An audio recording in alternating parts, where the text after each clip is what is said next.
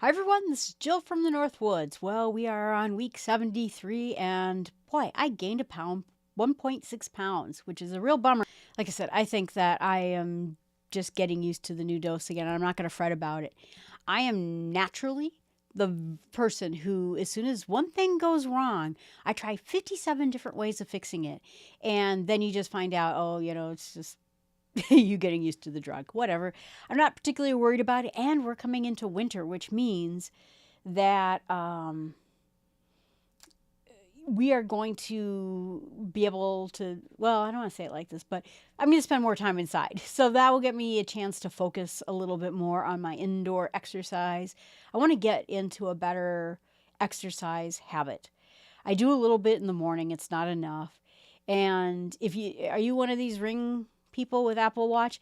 I'm doing pretty good with watch rings, and I get the exercise done, but I'm not getting the full calories of the exercise ring, and which means I exercise and then I sit like a lump the rest of the day. So I'm going to work on habits until so I have kind of two seasons in life, and thank you very much for saying that. It sounds good. I got a new box, so hopefully the sound is a little bit better because I was struggling before.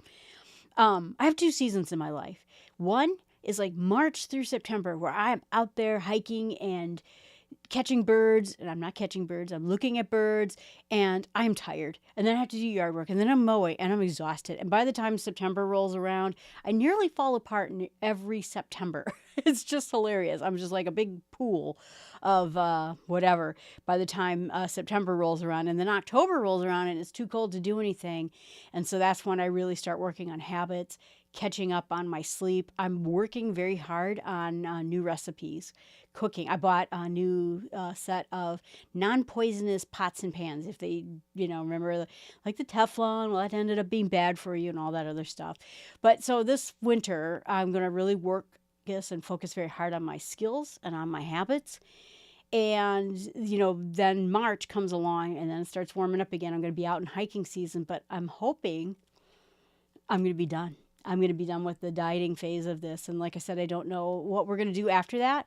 I'm going to probably stay on Mounjaro for, I think a year or two, because I found, I mentioned before, a paper that talked about titrating off. And so you spend a year or sometime titrating to half of the dose that you were on before. And then you spend a year on that half dose. And then that's when you can decide if you want to come off of the drug entirely. So I think that's the plan I'm probably going to do. So I'm probably still going to be on this drug for 2 more years at the least. It was kind of interesting. Like I said, I watch a bunch of people talk about Mounjaro, and I watch a lot of other people's videos with Mounjaro and with health and fitness, because I'm just sort of into this now, and I'm trying to figure out how can I win this next phase? Someone at church last week said to me in the elevator, she goes, "Jill, you're looking so good." And I said, "Thank you." But it's the same thing I said to the pharmacist when I picked up my drug. You can get on this drug and you will lose weight. The question is, how do you keep it off? And that is going to be the biggest struggle I think I'm going to have in my life. I had a friend who, he was the cutest boy in third grade. All the girls loved him. And he just admitted that he had been eating too much, and he just ended up nearly having one of those widowmaker heart attacks. My age. I mean, like I said, he was in my class in third grade, and he almost died of a heart attack in a hospital, and admitted, it had to do with his weight, lack of exercise, what he ate, and that he said, "I ate it because it tasted good, and I still want to eat it more because it still tastes good, but I know that it will kill me." I think is the gist of it. And when you see people your age starting to have heart attacks, it's mind numbing. It really is. I feel bad for him and his family, but makes me want to be more dedicated than ever to this. But like I said, gained a pound, 0.6. So we're still somewhere at 75 pounds. I got rid of all the extra large clothes, whether they're shirts or jeans. I actually went this week and got rid of the next size. So all the clothes I have are now large and medium, and I'm heading towards the medium, where I think maybe I'm going to settle at medium. I don't know. I've never been this small in my life. So in what is it? In about 10 pounds, I will be the weight I was when I was in grade school. And I wish when I was in grade school, I just sort of realized, Jill, you're only 20 pounds away. Why did you just freak out so much about how much you weighed when you were in 8th grade when you weren't that far? I mean, you freaked out way too much, Jill, and anyway. So the point I'm going to talk about today is kind of one that I was thinking about when I was at my doctor. And well, I was thinking about it last week, is there was this doctor who was on YouTube and he was talking about how he's kind of like a philosopher doctor, but a professor at Harvard, about how we're doing medicine all wrong, that we treat this and that and pieces of the body when we're not looking at the holistic self. And I sat there and thought about that for a while. And so I just wanted to kind of give you the idea of what, my thoughts about that are, because it may be that many of us have one problem in life. Maybe we only have one problem, and maybe it could be our weight. And this is why we have to fight this fight. I see so many people sort of take GLP-1 so glibly, and saying, well, I don't have to change my eating because I'm taking Mounjaro. I don't have to change my activity because I'm taking Mounjaro. And you're right. Probably you can find a calorie point where you will lose weight and you will lose it consistently, although I didn't this week, but but for the most part, you will lose weight and it'll be fine. And they're glib about it and say, well, I don't have to do these things. And I know that a lot of people aren't being glib. They spent their whole lives dieting and exercising and maybe getting addicted to exercise and dieting and all the pain and the suffering and maybe all the things that people said around them or their grandparents said around them, hurt them, deeply. But they have to get over that. This is something that we have to do to take this seriously. And it's great. I love it. I've like I said, I've lost so much weight. I feel so much better. I am cold all the time, but that's okay. And this is a real dream come true for me. But we have to take it, I think, for how serious it really is. Now, maybe you're younger than I am, which is, probably true. I'm not that old. I'm sort of in the middle of things. Well, not in the middle, but, later in the middle. And the idea is that we have to fight this. So let me kind of give you, this. I'm not giving you a history of me, but I'm going to sort of talk about this and talk about why we have to really kind of look at this.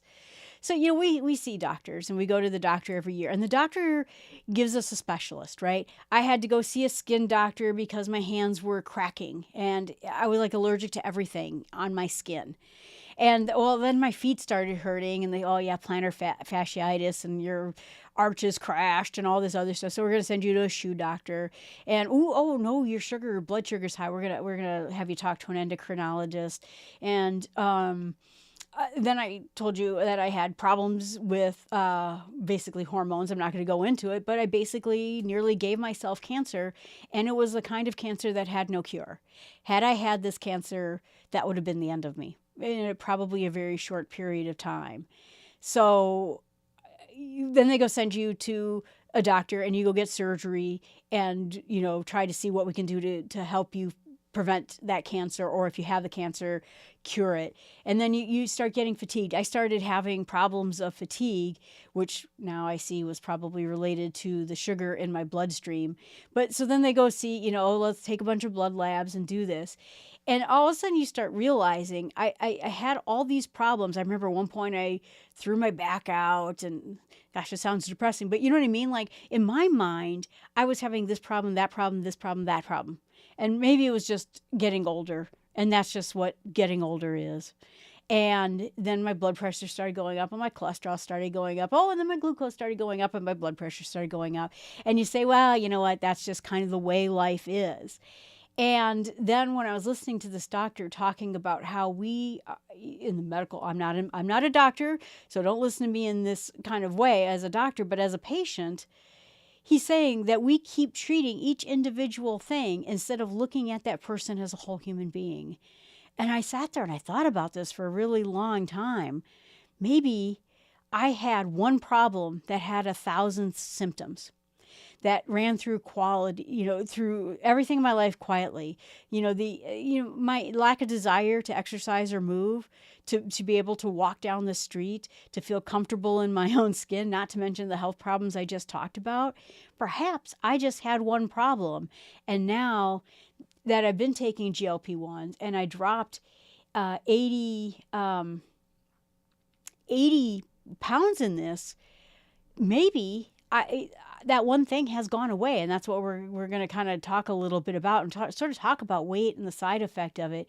He, in the audience saying, that someone who could barely stay awake had to drink so many energy drinks and completely flipped his body. Do you mean by that now he lost weight and he no longer has to drink all the energy drinks to stay awake?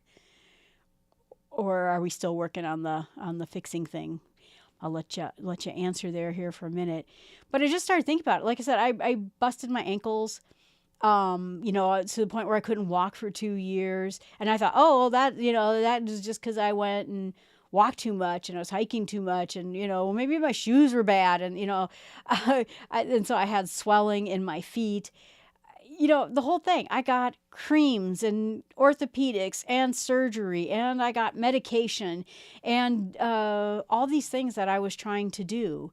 Like I said, I started getting put on cholesterol medicine, and I started getting all these things, and I think my body was just screaming one thing: Jill, you weigh too much. You weigh too much. We got to take this more seriously. And, I think we started getting into like body positivity, and you can be healthy overweight. And I think you can be healthy for overweight, because I was healthy overweight for, let's say, 2/3 of my life. And then one day I wasn't. And then every day or every year, it just got worse and worse. And I just thought I had a bunch of different random symptoms that were there. And so let's just talk about weight and what exactly it is. And so here's the most interesting part of it, is that, when we look at fat cells are not just fat cells. They release hormones, they release chemicals in the body, they get inside and around all our organs, they cause an inflammation state inside of our body that affects everything. And that's going to be joints, the skin, and, mood, everything. So now inflammation, they're almost saying that inflammation is one of those things that just affects almost everything that you do too, so that you can't even name all of it. So the idea too is that when we think about the extra pounds, let's just forget about the hormones and the compounds and all the systems. 4 pounds of pressure for every pound of weight on you. So every time you walk, because we do this as backpackers, right? I wanted to go into backpacking at one point, and they talked about how every pound you put in your backpack adds 4 pounds to your knees, to all your joints and your lower legs. And so even if you're 50 pounds overweight, your knees are feeling the impact of 200 pounds of force with every step. I mean, no wonder, they hurt. And then it compresses your foot arches, and then your fascia and your feet start to stretch, and then they can't spring back. And that's when you get fallen arches. I have fallen arches right now, which then causes your ankles to misalign, and then affects your hips and your knees and your back. So boy, this is kind of bad. So you get something else that says, that you get cytokines, which are chemicals in your body, your immune system, and your body gets inflamed and achy, and your skin breaks out. And that's why I was having the hand allergy thing. The more your blood sugar rises and your body starts to lose sensitivity to insulin, then you're kind of caught in this spiral. And I'm not telling you this to bum you out, because it is kind of bummed out, but the whole system gets jammed up. This is why we have to take it seriously, because it is going to cause us health problems. And so I think most of us are, to be honest with you. I look at most people on YouTube and on Reddit, and I see people who have lost 80 and 100 pounds, and I see them, how desperate they are. I don't want to put it back. I don't want to go back there. I don't want to go back to where I was. And so I do believe that most people do take it seriously. But if someone asks you, why are you taking this drug? I saw that, someone on Facebook today. Oh, don't do this don't take this drug. Just lose weight the old-fashioned way. Well, first of all, the old-fashioned way is terribly slow, even if you have that ability to lose weight. Again, I lost by doing the same exact diet I'm doing now, 16 pounds over the course of 3 years. And my doctor, who was like, awesome, that's really good. You did really good. Dropped my blood sugar 25 points. He's like, yeah, that's really, really good. And do I want to, like I said, yeah, but if I keep up at this rate, I'm going to be 80 by the time I lose the weight. So part of it is the speed and the consistency of Mounjaro that allows us to get there. And I'm going to get there. I'm going to get there by next March. I mean, that's, different than 80, right? So that's fantastic. And I'm very excited about that. So I think that's great. In the audience, he slept all the time and stopped, working. It stopped working as a pick-me-up. And so doing the wrong thing would lead to bad results. Too much caffeine and sugar, right? Yeah, absolutely. Yeah, and that was the other part. Yeah, I drank, 5-6 cans of Diet Coke a day, and they stopped working for me. I started still feeling tired all the time. So that's where this turning point came for me. If you notice that the very first video on this Mounjaro channel is called "How Did It Come to This?" And I sort of give the story of how I got to this place where I was. But basically, as I started losing more and more weight and I started doing GLP-1s and I started now losing weight and exercising more and feeling better and getting out more, it changed everything. I mean, you can't see it right there. My hands used to be cracked and bleeding. I mean, it was really kind of gross. And my friend kept saying, quit touching my stuff. But it was a hand allergy, and it was primarily one of the things that caused it were these plastic cases that were on cell phones. I was allergic to the plastic on almost everything, on these little salt shakers, on the gadgets I have. They all have kind of that rubbery plastic on it. And every time I would touch it, my hands would break out into red welts. It was the darn weirdest thing. And the doctor couldn't really nail it down. Gave me a bunch of allergy tests and just said, well, just don't touch those things. My hands are perfect now. I don't have any problem. I don't have problems with other than the fatigue that Mounjaro causes me, which I can almost time to the exact point of the shot. I feel great. I can walk around. My friend and I go hiking. I keep up with her. My blood sugar is down. My cholesterol is down. My blood pressure is down. I was moving towards sleep apnea. I was snoring about an hour and a half every night. And I have a withing bed sensor, which checks your respiration. It can detect apnea. And I was so worried about my breathing at night that I got this thing because I was worried I had apnea and I wouldn't know it. Gone. I have 0 minutes every night of snoring, and my breathing is optimal, and my blood oxygen is up at 98% all night long. So all of a sudden, it started striking for me. My ankles haven't hurt in almost a year. They still kind of hurt a little bit.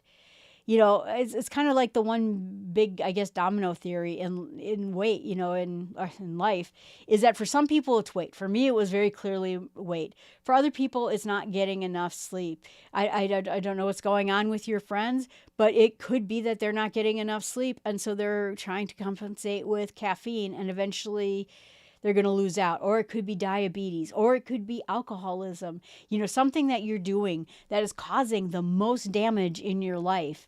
They always say that everything goes into the Pareto principle. Have you ever heard of that? That 80% of your problem is due to 20% of your issues or something like that.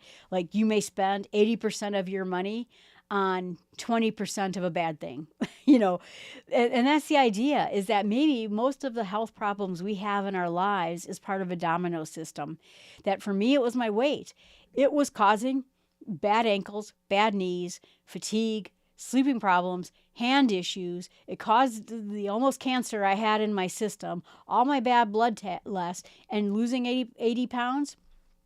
All gone. Every single one of them are gone. And so it made me think about this doctor, that what if we had doctors that actually looked at the whole human being instead of shoving Jill off to the shoe doctor and the skin doctor and the surgery doctor and all these other things. And you had one person who just sort of looked at the whole you. And this isn't to blame doctors, because they're doing the best they can. You got to solve the symptoms. Like you couldn't have just said, well, Jill, you're moving towards cancer, so why don't you lose 80 pounds and see if that gets better? You can't do that, right? We have to solve the cancer problem and then hope we can solve the other problems too. But basically, this whole thing has taught me patience and humility, and to really reinforce to me to sort of go after this issue of weight. So the things that I'm doing right now, I'm teaching myself how to cook. I'm trying to teach myself how to cook healthy. So I bought a bunch of recipe books and a bunch of books on how to convert recipes to healthy. And I am, like I said, working on my consistency with exercise. I watched this fellow who, he had financial troubles and he had to come off of Mounjaro, and he is putting back the weight again. And he says, he goes, I'm just so mad at myself because I didn't work on anything. I didn't work on exercise, and I didn't work on getting consistent with exercise, and I didn't change my eatings, and I didn't change this, and I didn't change that. And now here I am, not able to afford this, and I am going right back. And like I said, to me, this is the number one fight. It is great that we are losing weight, and I love losing weight, and I think it's great, but we have to focus. We don't want to go back. And right now, like I said, I started watching a lot of YouTube channels about Mounjaro when I started taking Mounjaro, about a year and a quarter ago. And, trying to learn from other people. I started reading Reddit, and there are some fantastic Reddit GLP-1 channels. The one's called Semaglutide, one is GLP-1, one's called GLP graduation, so it's all people who have left it. Then there's Mounjaro and Ozempic, and there's one for every one of the drugs. And there are all people like all of us who are just trying to lose this weight, who have been kind of slaves to diets our whole lives, being told by people, well, do this or do that or do this other thing. And we just got so tired of it, or we started getting scary health things, happen to us, and we just want to get past it. And so, like I said, this is really where this is our fight right now, and we're going to do this together. And that's what I'm really trying to help everyone with. I'm not selling anything. I don't have any vitamins to sell. And I don't know, like I said, it's not even because I don't have the opportunity. I don't want to sell you all vitamins. I want you to find what works for you. What's the best way that you can help with your health care? Someone was telling me about a friend that had just gone on GLP-1s and hadn't been changing their diet, piece of things, because this is going to take care of everything. And I've seen Hollywood people, say that kind of thing too. This takes care of everything. You don't have to worry about a thing. And like I said, I think that this just is about setting us up for this next big fight, which is going to be us keeping it off for good and living that healthy life. I got to go back and look at the guy. I keep talking about him because he keeps haunting my brain. But he ran a horror channel, horror movies on YouTube, and he watched horror movies and did this. And then he went on GLP-1 and he started talking about all the weight he's lost. And then suddenly he quit his channel because he's like, I want to go out and play with my kid. I want to go camping with my family. I want to do all the things. They went to Disney World, and it was the first time he could ride on the rides, with his wife. And I felt that right here, and that's it, for me too. I can start doing the hikes I want to do in my life. I can maybe, when I eventually retire, go on those great adventures that I've always wanted to go on. Maybe that's what, is next for me too. And so I think, like I said, we'll talk a little bit more about it, but I think we need to start thinking, who is the person we're becoming? What is it that we've always wanted? Now, maybe you did this because you just want to be healthier. Maybe you did this because you want to go hiking like I want to go hiking. Maybe you did this because you just saw the bad direction this weight is bringing you into. For me, I saw a number of my friends' parents get hurt in the last year, and we all just sort of bound together as friends and say, we don't want to go there. We're not going quietly into that good night. We want to be able to get out of the chair and walk down the street and go hiking. There was this, and I'm going to end this on this point here because we're already going long enough, but there was this really rare bird in my friend's hometown.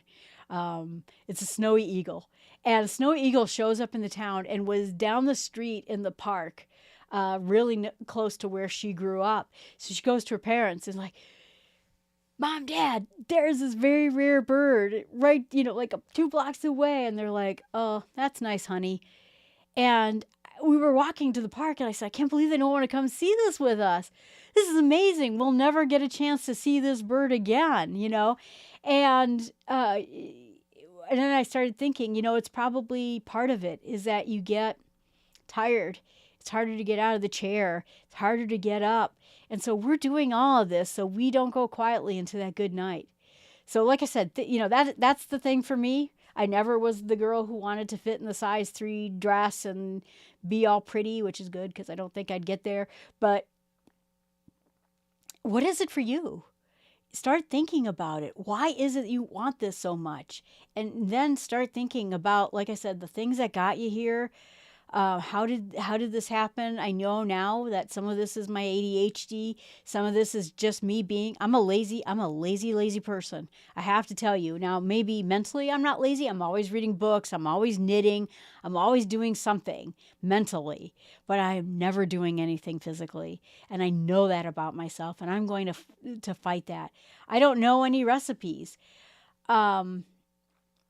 That are healthy because I used to eat garbage all the time. And so now I'm trying to fight all that one small step at a time. This podcast is just about, it's for you. I'm hoping it helps you.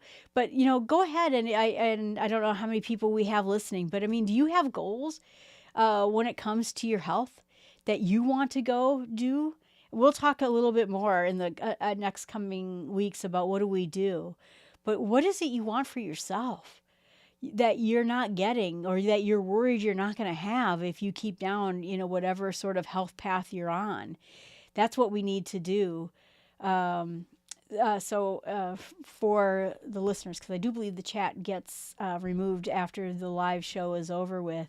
But basically that, my person's friend got better and is doing much better. Says that also mentioning Patton Oswalt, who's a comedian, had a great bit about stand-up. Or one of his standard things about feeling scared for his health and not wanting to see, not being able to see his kids graduate or seeing them while he's in a mobility scooter. And so he used to be fairly overweight and now seems to be smaller now too. It's funny because there's a lot of people out there, and then I'll make this my last point, but if you have something that's your goal in life, go ahead and put it in the chat. But the idea is that I'm seeing a lot of stars, and you're probably seeing them too, who used to weigh a lot and now are weighing a lot less and are looking, and it's not about looks. But you can see they're moving around. They're going for walks. They're doing so many things. And like I said, like Patton Oswalt, not being able to see his kid graduate. And there's so many people out there who will say, oh, well, did you see, Melissa McCarthy or what's her from Matlock, Kathy Bates? Oh, they just took Ozempic and lost all this weight. If you're anything like me, you are getting a goal that you always wanted, that I wanted since I was like 8 years old. This is coming true for me. And I feel like there's a new lease on my life, and people will say that all the time and they don't realize. And what I see is there's Kathy Bates getting her dream in life. There's Patton Oswalt getting to see his kid graduate from school and not being in a motorized scooter. This is me retiring and not being housebound. All those things, that's the idea, that we are all getting our goals. And, and from my listener in there, you just walk around and be active, at a similar pace your whole life, and not to take 20 minutes to walk to your car or something like that. Right. And that's the thing, is that this creeps up on you. So I keep saying I'm going to end this and I never end this, but I was perfectly healthy. There was not a thing wrong with me. I would say up to 45 years old. Not one thing wrong with me. I went to the doctor and the doctor kept saying, Jill, you should lose some weight. You really weigh too much. And I'd be like, why? My stats are great. I'm able to go hiking and do all the things I want to do. I go camping. I feel good. I feel great. And I would say that right at that point, one by one, almost one thing every year, that's when, like I sort of said, that story just goes for me badly. Okay, not 40. Let's say that it was at 40 and then things started, and then 45 is when I had the surgery. I was perfectly healthy, and I would have told you all the way up to 40, I'm fine. I'm fine. Everything is fine. It catches up with you. The body is not meant to be this shape, and the body is not meant to have all this sugar in us, and this body is not meant to have these things happen to us. I mean, like I said, with my hands cracking and my arches breaking and the cancer coming potentially nearby, it was my body screaming to do something, and I wasn't, because I'm perfectly healthy. Everything's fine. So I hope that whatever struggles you're having, you can email me at jill@startwithsmallsteps.com. Pray for you. I'd love to hear your story as well. But it catches up with you. The idea is that they're talking about that there's so many people on GLP-1s now. And then maybe like the side effect of the people that are around them that they love also now losing weight, that they're saying that it's possible the average age of lifespan could go up by 6%, I think I forgot what year it was, because of the effect of losing weight on such a massive scale, with 8% of people being on GLP-1s, losing weight, and now being able to walk, exercise, eat better, do all the things that they've always wanted to do. Our lifespan could go up, but our personal life quality is going to go up. And then also the people around us, I think too. And so, like I said, I hope that this struggle is all our struggle, and I want to help you in whatever way we can. But I'd love to talk, in more ways about what we can do to just make this happen. I appreciate you being here. I appreciate you for those of you watching live, and for those of you who can't make it. I am doing this live at 8 p.m. Central Time on Wednesdays. If there's a better time that works for you, I'm happy to do that as well. I work California time, even though I don't live in California, which means I get to sleep in every day. But I'm happy to think about different times of doing this show if it works better for you. Thanks so much. Ask your questions here. I'm happy to do episodes on whatever it is that are your struggles too. Thanks so much. Have a great day.